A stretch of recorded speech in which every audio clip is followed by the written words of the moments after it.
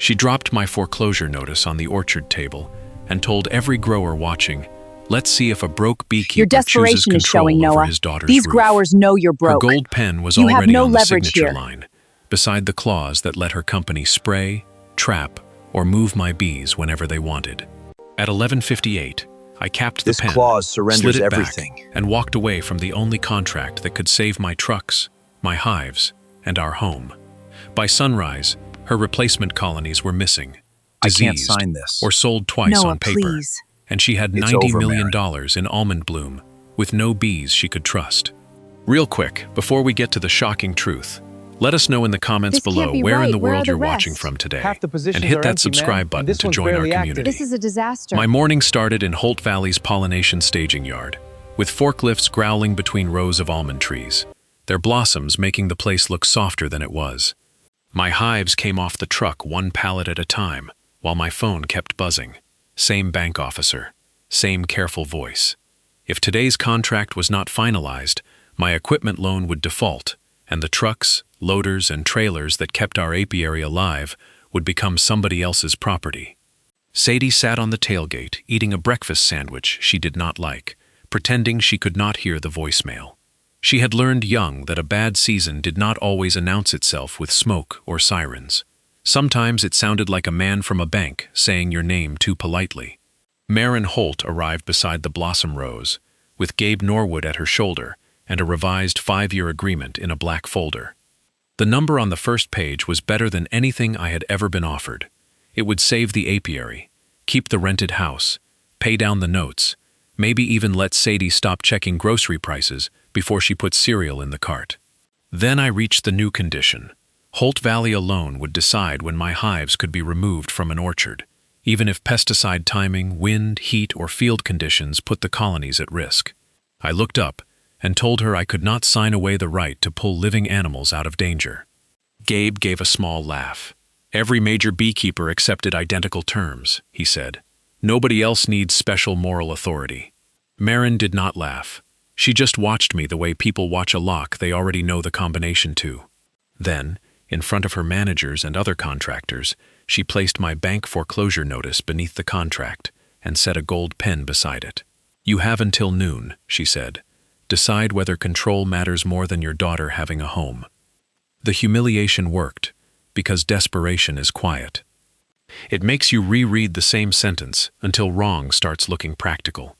For 3 hours, I sat at that folding table, while Sadie stayed on the tailgate, swinging one boot, pretending not to watch me betray myself. At 11:52, Gabe told me another pollination company was waiting outside the gate. At 11:56, Maren slid the gold pen closer without saying a word. At 11:58, I closed the contract, put the pen carefully on top, and slid both back across the table. "I can lose my business," I said. "I can't sign away the moment I'm supposed to protect it." Maren looked at the clock first, not me.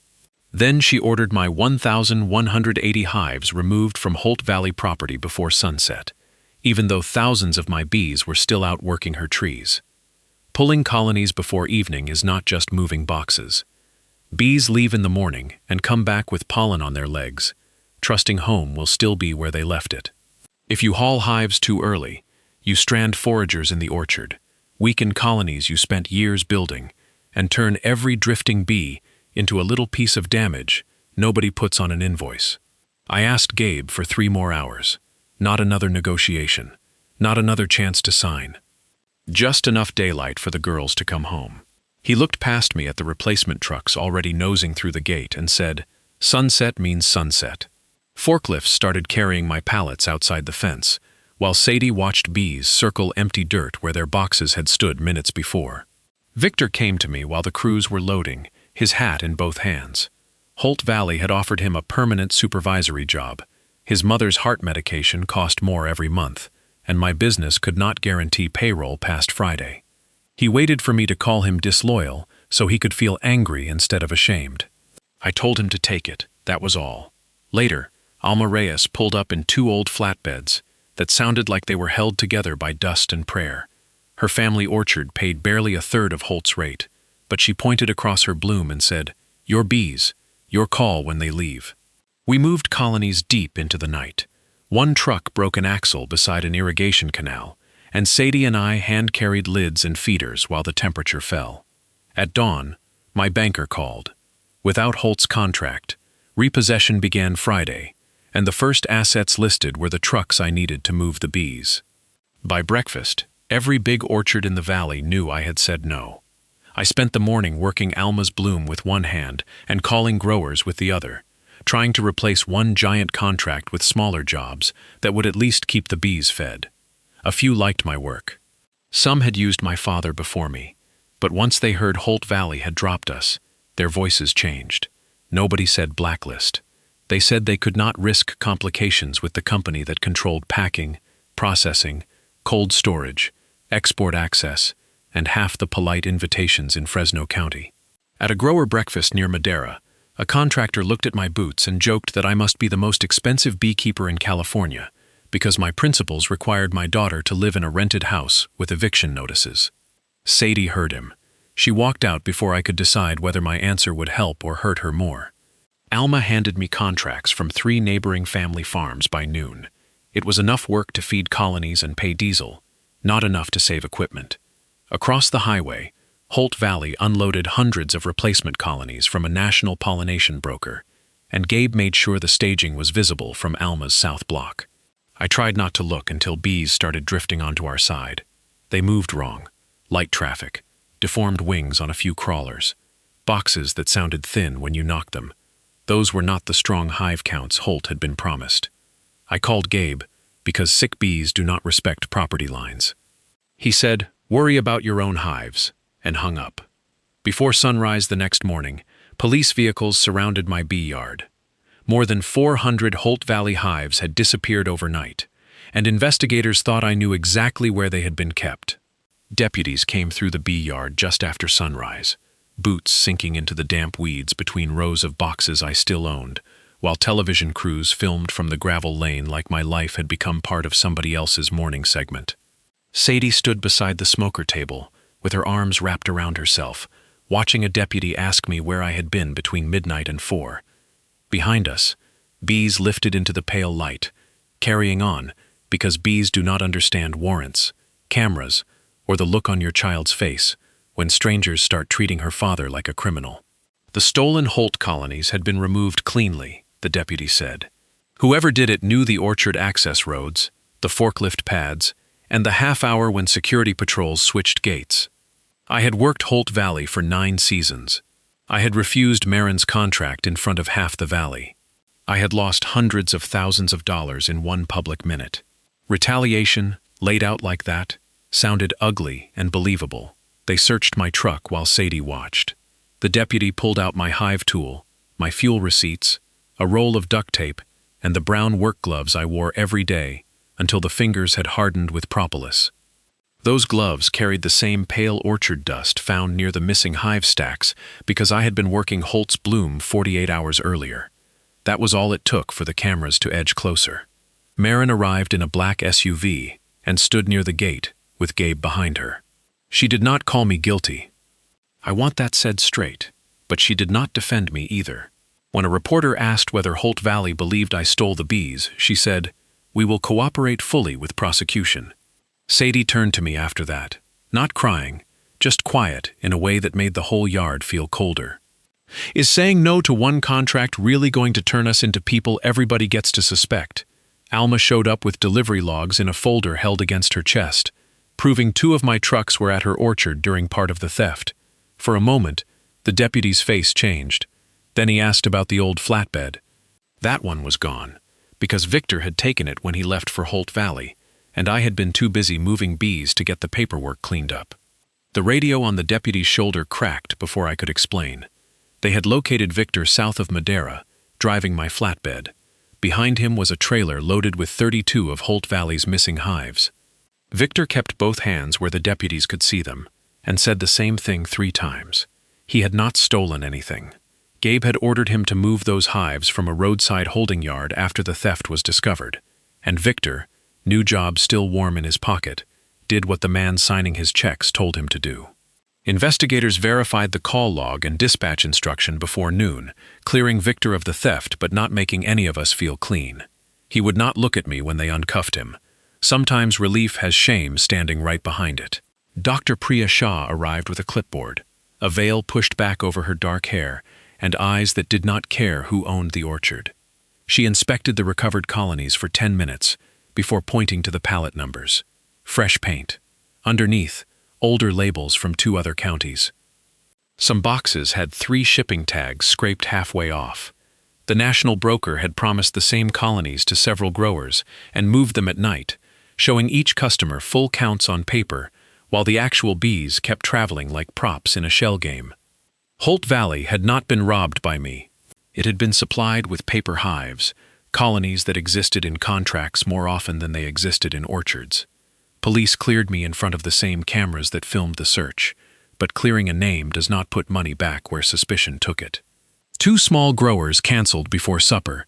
The bank stopped returning my refinancing calls. Marin learned less than half the strong colonies she thought she bought were working her bloom. Near dusk, she came to Alma's orchard without Gabe, her shoes dusty between the rows, and stood beside the man she had almost watched get arrested. "Name your price," she said. "I need your bees back tomorrow." I could have named a number big enough to make every man who laughed at me choke on it. Marin stood there with almond petals caught on the sleeve of her jacket, and for the first time since I had met her, the hurry was on her side of the table. But revenge money would not keep one bee safer, and it would not teach Sadie the lesson I had bled to keep. I gave Marin 3 conditions instead. 24-hour spray notification in writing, independent weather readings from monitors neither Holt nor I controlled, and absolute authority to remove my hives if I believed pesticide timing, wind, heat, or field conditions put them in danger. Marin's mouth tightened on the last one. "That is the exact term I refused 4 days ago." I looked past her at my boxes working Alma's bloom. "The bees didn't become safer because you became desperate. Peak bloom does not wait for pride. Holt Valley had only a narrow stretch left, and losing another pollination day could cost tens of millions." Marin signed at the hood of my truck with a borrowed pen because I would not touch the gold one she had used with my foreclosure notice. I did not abandon Alma either. I split my colonies between her growers and Holt Valley because the small farms that hired me when I had nothing were not stepping stones to climb back toward bigger money. Sadie worked beside me after dark, tagging locations with blue tape and reading block numbers from a clipboard, her face tired but steady. Marin stayed in the staging yard longer than anyone expected. She watched crews judge hives by weight, by the sound under the lid, by brood pattern, by how hard the entrance traffic moved in the cooling air. One old driver let her lift a lid, and she flinched at the heat and living noise inside. 12 weak colonies and 12 strong ones looked equal on a spreadsheet. In a beekeeper's hands, they were not even close to the same thing. By 2 a.m., we had 600 of my hives in one Holt block, facing a wall of white blossoms under the moon. I was drinking burnt coffee from a paper cup when the wind monitor chirped on my phone. The number jumped, fell, then jumped higher, crossing the limit written into the agreement Marin had signed less than 12 hours earlier. I checked the handheld meter to be sure, because being right once does not excuse being careless next time. The reading matched. I looked up and saw bright agricultural sprayers moving at the end of the row, headlights low, tanks shining silver, already turning into the block holding my bees. I hit the radio first. "Spray crew, stop your rigs. Wind is over limit in block 12. Do not enter." Static answered me. The sprayers kept rolling between the almond rows, headlights cutting low under the blossoms.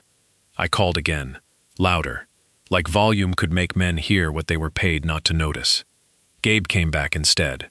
"Your monitor is wrong," he said. "We missed this window. We risk fungal damage across the south blocks." I looked at the handheld meter in Sadie's grip, its numbers jumping past the line Marin had signed. "I'm invoking pull authority," I said, and started loading colonies while the trees were still blooming. Victor was on the nearest forklift in Holt colors now. Gabe ordered him to keep moving company stacks, not mine. For a few minutes, Victor obeyed, jaw tight, forks dipping under pallets that did not belong to him anymore. Then spray drift slid pale across the row and hit the seasonal pruning crew working downwind. One man doubled over first, then another dropped to one knee, clawing at his throat. Victor killed the sprayer engine himself and called 911 with his hands shaking. Bees came home through that drift anyway. Hundreds trembled at the entrances, legs twitching, wings beating wrong against the landing boards. Sadie moved contaminated feeders with her bare hands before I could stop her. Marin arrived expecting another argument and found an ambulance pulling away with one of her workers inside. She looked at the stopped sprayer, the dead bees, and Sadie's sticky hands. "Shut it all down," she said. "Every spray crew." Gabe stepped close, voice low but hard. "Every hour we wait threatens a harvest that pays nearly 900 seasonal families." Dr. Shaw was in the block before the sun cleared the orchard. She took leaf swabs, feeder samples, wind records, worker statements, and the sprayer's monitor history, without caring whose logo was on the gate. By noon, she had the answer nobody could make simple. The chemical was legally approved. The label had been followed on paper. The immediate failure came because the field wind alarm had been manually silenced after repeated gust warnings. Everybody looked at Gabe. He had pushed the schedule, pushed the acreage, pushed every crew like Bloom itself was a train they had to outrun. But he did not silence it. Victor did. He admitted it beside a pickup bed, hat in his hands, eyes raw from not sleeping. Earlier that week, crews had lost 3 spray windows, and Gabe had made it clear missed acreage would cost jobs, bonuses, maybe whole teams after harvest. Victor thought the alarm was too sensitive. He thought he was helping. He thought he could keep the night moving and fix one more problem before it reached somebody important. "I never thought anybody would get hurt," he said. "I could have destroyed him right there. After police, cameras, and stolen hive suspicion, this was the cleanest chance I had to protect myself completely. Instead, I told Dr. Shaw exactly what happened, including that Victor made the decision himself. Truth did not become optional because the man standing in it was my friend." Marin listened without interrupting. The longer Victor talked, the less she looked at him, and the more she looked at the orchard around us. Nobody had ordered the shortcut out loud. Nobody had to. She had built a place where good employees believed delivering bad news was more dangerous than silencing an alarm. That realization did not make Victor innocent, and it did not make my dead bees stand back up at the hive entrances, but it moved the blame out of one man's pocket and into the system that taught him what mattered. Marin suspended spraying across every Holt orchard until independent monitors were checked, even though the delay could damage the crop. Victor was removed from field duty pending investigation, and by evening, he learned Holt could not legally keep his benefits active while he was suspended. His mother's heart medication was due in 6 days. Sadie heard that before I did. She found me by the truck, looking at the bank notice on my phone, and asked, "Are you going to help him?" I did not answer fast enough, because I already knew helping him might cost the money we needed to stop our own foreclosure. Holt Valley could not legally keep Victor's benefits active while he was under investigation, and the pharmacy did not care why a suspension happened. His mother's medication was due before the end of the week. I used part of Marin's emergency pollination payment to cover 1 month, then sat in the truck afterward with the receipt on my phone and the bank's repossession notice underneath it. That money could have kept one of our trucks off the auction list. Sadie found the transfer before I told her. She did not yell. She just stood beside the open door and asked, "Why does everybody else's emergency always become our bill?" That was the first time I heard what my goodness sounded like from her side of the seat. I told myself I was helping, but I had made the choice alone, with money that carried both our names in consequences. Generosity can turn into control when a father decides what his child must sacrifice and calls it character. So we made a rule right there in the truck. No more family money given away, unless both of us understood the cost and said it out loud. Marin later reimbursed Victor through an independent worker emergency fund, not as a favor and not as a way to erase what he did. Responsibility stayed where it belonged. By then, weather reports showed one clear 48-hour flight window before rain moved in and almond petals started dropping. Every strong colony in the valley suddenly had a price. That evening, a rival grower called with a legitimate offer. Double Holt Valley's rate if I moved every strong hive before sunrise. One decision could save our home, our trucks, and the business my father built. The rival grower's offer was real.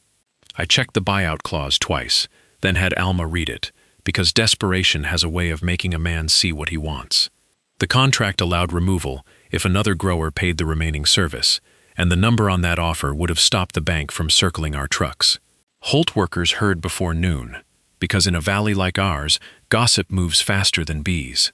Men who had looked through me at the staging yard now watched my pallets like they were waiting for a door to slam. They thought I would finally do what everybody expected: punish Marin Holt during the most important pollination window of the year. Sadie sat beside me on an upside-down hive lid, staring at the number on my phone.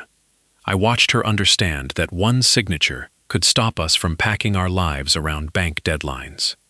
I did not move the colonies. Not because Marin deserved loyalty after what she had done, and not because I had forgotten my foreclosure notice lying under her gold pen. I left them because hundreds of ordinary families depended on that harvest, and after the spray incident, Marin had honored the safety authority she signed. That mattered, even if it did not erase anything. I called the rival grower back and negotiated enough additional work to place unused colonies with him instead of stripping Holt clean. When Marin found out what I had turned down, she came to the edge of Block 12 and stood there longer than she needed to. "Why do you keep protecting people inside a company that humiliated you?" she asked. I looked across the rows at workers tying irrigation line and thinning damaged branches. "Because your logo never picked fruit," I said. "People do." The clear weather arrived that afternoon, warm and still, and the valley woke up like somebody had turned a key.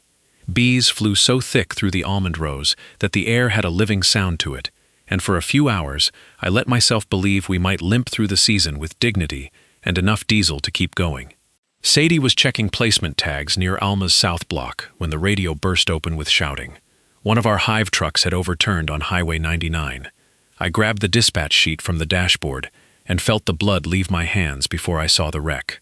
The trailer was carrying my strongest breeder colonies, the boxes I had marked in red, and ordered never to leave Alma Reyes's property at all. Highway 99 was backed up for half a mile when I got there, red brake lights glowing through the dust, and almond petals blowing across the shoulder. The trailer lay on its side beside the guardrail, hive boxes split open and scattered like broken drawers. Bees clouded the emergency lights, thick and confused, while firefighters held traffic back, with jackets pulled tight around their necks. I moved through the wreck, calling out queen numbers from memory, because those breeder colonies were not just boxes to me. They were the foundation of next year, my father's best lines, years of selection smashed into plywood and comb. Victor arrived without being asked. He was still suspended, still carrying what he had done with the wind alarm, but he stepped into the bee cloud with a veil in one hand and started helping Sadie find cages, queens, and frames worth saving. He never asked if anyone would pay him. The driver survived, shaken and cut, but dozens of breeder colonies were crushed or scattered into the roadside weeds. Then Holt dispatch records came through. Gabe had moved those colonies into a premium company block because they were stronger than the broker's replacements. He believed saving the crop justified violating my placement authority, because the agreement mentioned removal for safety reasons, not ordinary allocation. Marin said she never approved the move. I believed her. It did not matter to the queens dead in the grass, or Sadie kneeling beside a cracked box with honey on her sleeves. Even after winning the right to protect my bees, somebody with more power had decided my judgment was optional. I called my crews and terminated every remaining Holt placement. "Pull out," I said. This time Marin did not try to stop me. Gabe begged Marin right there beside the highway to override me. His voice was not loud, but it had the worn edge of a man watching a whole season collapse one decision at a time. Losing my colonies now could leave thousands of acres underpollinated before the rain, and every grower in the valley would know Holt Valley had let the bees walk away. Marin looked at the smashed breeder boxes, then at me. "Give Noah every forklift and driver he needs," she said. "His bees leave safely." Gabe stared at her like she had misunderstood the size of the loss. She had not. That was the point. She removed Gabe from operational control that afternoon, but she did not let the managers turn him into the whole disease so everybody else could stay clean. In the packing shed office, she told them the company had rewarded him every year for treating impossible schedules as something workers were supposed to absorb. Gabe did not fall apart or beg. He stood with his cap in his hands and said he had spent 22 years making sure bad seasons never reached her desk, and she kept promoting him for it. Marin canceled the last aggressive spray schedule, accepted the crop losses coming with the rain, and ordered seasonal workers guaranteed a minimum number of paid weeks, even if harvest volume fell. That decision cost her before sunset. Lenders demanded restructuring because expected revenue had dropped below covenant levels, and the woman who once used deadlines like weapons finally had one pointed back at her. At home, I found out the bank had moved the auction on my trucks forward. Saving the remaining colonies had not saved the business. Sadie read the notice at the kitchen table, still wearing the sweatshirt with honey hardened on one sleeve from the crash. She did not ask if I regretted leaving Holt. She just folded the paper exactly in half, like making it neat might make it smaller. Marin came by after dark and offered to purchase the debt outright. No speech, no gold pen, just the biggest check in the room trying to solve what it had helped break. I told her no. I did not want my daughter's home to become another thing controlled by the person with the most money. The next morning, Alma called and told me to come to the county fairgrounds. No excuses. Sadie and I drove there in silence, both of us expecting another creditor meeting or maybe a grower who wanted a discount from a desperate man. Instead, we walked into the livestock hall and found 47 small growers waiting for us, hats in their hands, contracts spread across folding tables. The fairgrounds livestock hall smelled like dust, coffee, and old hay, and 47 small growers sat around folding tables with contracts spread in front of them. None of them could write a check like Holt Valley. Alma said that first, because she had never liked dressing a hard truth in lace. But together, they offered a 3-year cooperative pollination agreement across dozens of independent farms, staggered bloom blocks, shared trucking costs, and written pull authority that did not disappear when money got tight. No one asked for exclusive control. No single grower could destroy my business by canceling one signature, and for the first time in weeks, the paper in front of me did not feel like a trap wearing a number. The combined advance was enough to stop repossession on the trucks I actually needed, not enough to wipe every debt clean. Sadie read the pages beside me, lips moving over the terms. So, smaller money with more people is safer than billionaire money with one signature? She asked. I looked at all those growers, some with mud still on their boots, some scared enough to pretend they were not. That's the lesson I should have learned years ago, I said. Marin stood in the back without trying to outbid anybody. When she asked whether Holt Valley could eventually participate under the same cooperative rules, several growers laughed. The billionaire being treated like everybody else sounded impossible to them. Marin stayed. Victor stood before the meeting ended. His voice shook, but he admitted silencing the wind alarm and accepted a temporary loss of his applicator certification instead of pushing the blame back onto Gabe. Then Dr. Shaw opened her sample folder and said the dead bee testing had found something uncomfortable. Not every colony loss came from Holt Valley's spray drift. Some of it, she said, had come from my own apiary. The lab report sat on the fairgrounds table with my name at the top and numbers I did not want to read. A portion of my weakest colonies had carried dangerously high varroa mite loads before they ever entered Holt Valley. I knew why before Dr. Shaw explained it. After the bad season last year, I had stretched one treatment cycle too long because I could afford mite medication or truck repairs, not both. I told myself I was timing it carefully. I told myself the colonies could hold. What I had really done was bring vulnerable bees into bloom, and then let the richest person in the room become the easiest place to put all my anger. The pesticide drift had killed bees. The unauthorized hive move had destroyed breeder colonies. Holt Valley had exposed workers and treated my judgment like an obstacle. All of that was true, but so was the other thing. Some of those losses started with me. Attorneys told me I did not have to separate the numbers publicly. The dramatic hive loss total would make a stronger damages claim, and Holt's failures were messy enough that nobody would look too hard if I let every dead frame sit in their column. I thought about our trucks, our house, Sadie checking grocery prices, and the kind of settlement that could make every hard season disappear. Then I looked at my daughter, who had watched me refuse one unfair contract because judgment mattered. I could not teach her that truth only mattered when it cost somebody else. So I stood in front of growers, county officials, and cameras, and separated the losses. Drift damage belonged to Holt Valley. The smashed breeder colonies belonged to Gabe's unauthorized move. The mite-weakened hives belonged to my own decision. My potential settlement got smaller, right there in public. Marin did the same on her side. She accepted responsibility for the control culture, the worker exposure, the unauthorized movement, and the false suspicion that nearly put deputies in my bee yard, without pretending every agricultural problem began with Holt Valley. We did not sue to cripple the company. We negotiated compensation for proven losses and rules that would outlast both of us.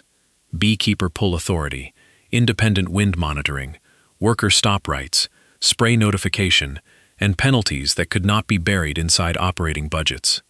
Marin accepted the same rules for Holt Valley that the smallest growers accepted, giving up the special control her money used to buy.